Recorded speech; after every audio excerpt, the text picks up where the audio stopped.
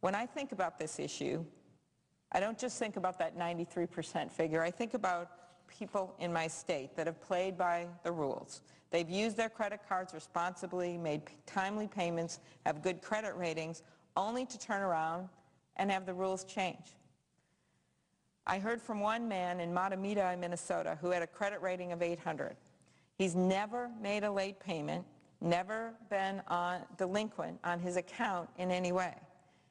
He just got word in April that his fixed rate of 5.9% was going up to 10.9% in May and would thereafter be a variable rate. That is, what used to be a fixed rate at 5.9% would be changing constantly, and he would have no control. He called the credit card company to complain, and you know what? The credit card company told him that he ought to be happy because his was one of the lower rate increases. They told him he shouldn't take it personally.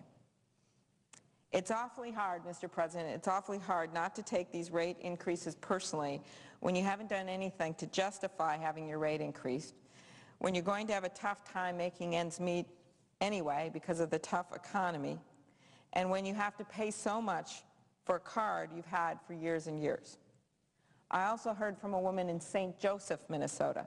This woman has had her credit card for 12 years. She's never been late on a payment and has her credit card bill automatically paid from her checking account every month. Well, she recently contacted her credit card company because she'd noticed that her interest rate had suddenly gone up a lot in 1 month. She had received no advance notice from her bank about the interest rate increase. But her problems didn't stop there. The problem was the credit card company applied the new interest rate to her existing balance. And with the new interest rate factored in, her balance suddenly exceeded her available credit. So do you know what? She got hit with another interest rate increase. This woman, who had been a customer for 12 years, saw her interest rate go up from 8% to 19.3% to 20%, 27%, all in a matter of 16 days and through absolutely no fault of her own. So she starts at 8%. She's someone that has the money deducted from her checking account every single month. She hadn't had problems with late payments, so she starts at 8%. She goes up to 19.3%, and she ends up at 27%, all in the matter of 16 days, no fault of her own. They raised the interest rate without telling her, applied it to her existing account balance without telling her, and suddenly she was stuck with a problem that she didn't even create. In the letter she wrote to me, she asked some valid and heartbreaking questions. How is something like this legal? This woman from St. Joseph, Minnesota asked. How can the credit card companies make it even harder in such hard times? These are questions that a lot of hardworking Minnesotans and Americans are asking today, and they deserve answers. We want Americans to pay their debt, Mr. President, and we want our businesses to succeed, but consumers deserve a level playing field. They deserve some rules of the road, and they deserve an end to the abuses and deceptive practices by the credit card industry. The credit card bill that's on the floor is going to do that.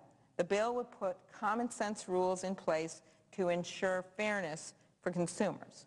First, the bill protects people from arbitrary interest rate increases, like we saw with the man from Matamidi, Minnesota, and the woman from St. Joseph, Minnesota. It establishes rules that are fair and make sense for how and when companies can raise interest rates. Additionally, the bill prohibits credit card companies from increasing rates on a cardholder for the first year when that account is open. Second, the bill requires credit card companies to give people 45 days notice of interest rate fee and finance charge increases.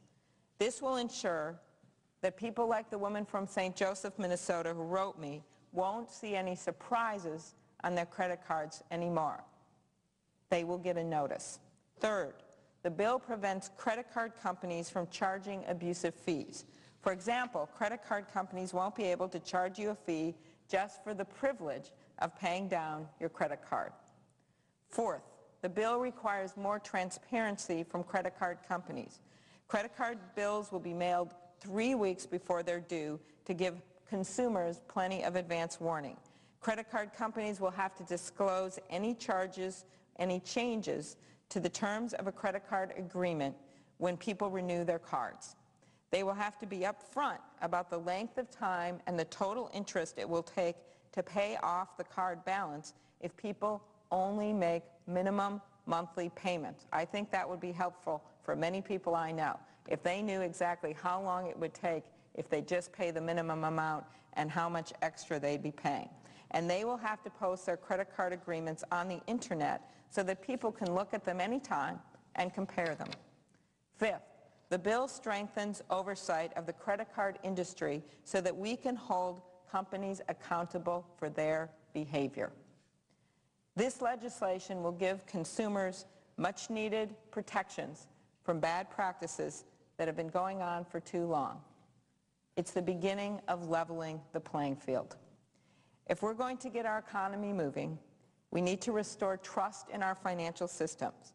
And when it comes to the credit card industry, that means protecting consumers from unfair practices and putting in place common sense rules that will bring much needed transparency and accountability. We will be voting on this bill shortly. And when I cast my vote, I will be voting for all the people in my state who are working hard and playing by the rules and just want credit card companies to do the same. We can't forget that the ultimate goal of reviving our economy is to make it possible for people in this country, people who've worked hard, done everything right, paid their bills, gotten these credit card bills. We're supposed to be helping them to get ahead. This bipartisan legislation, which I have co-sponsored, is going to end the unfair practices that have been going on for too long for Main Street families so they can keep their hard-earned money. Thank you, Mr. President. I yield the floor. I note the absence of a quorum.